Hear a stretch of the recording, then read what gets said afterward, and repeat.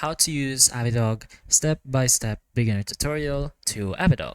So pretty much beginner friendly on how to use this app for designing, testing, mocking, and documenting APIs. So of course, for already getting started, you're gonna have to sign up over here. You can do it in the website. Just go ahead to your preferred browser and search for APIdog. That should be the first link. Then you can launch the APIdog via web app or desktop. So over here, you can do an app, or you can pretty much just download it, or the web app, of course. There, you'll be greeted with your workspace. So it's pretty much already unlocking all the features once you have signed up.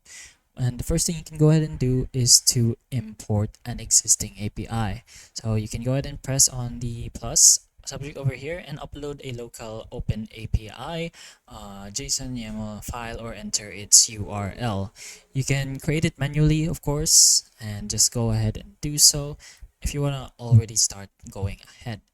You can also test and debug APIs. You can select an endpoint, input, query, body parameters, and hit send. You can view the responses and add assertions.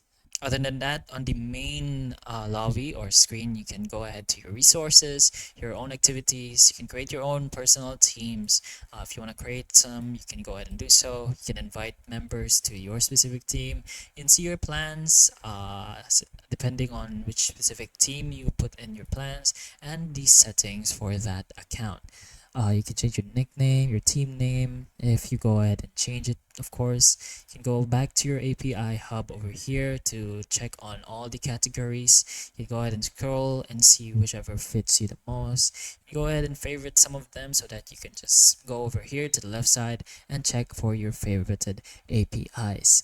You can also look at the recently visited ones if you want to do so. Over here, you can mock APIs. You can build in mock servers if you want to do so. You can stimulate endpoints before backend implementations, and ideal for front-end devs waiting on APIs. You can also publish API documentation inside APIdog.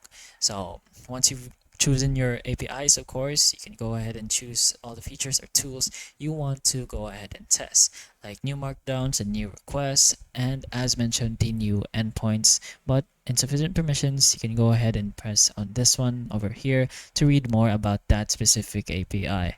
Of course, in their website, they do show lots and lots of collaboration and video walkthroughs. So if you want a more specific guide on how to do a specific feature inside APIdog, you can go ahead and do lessons over there, of course.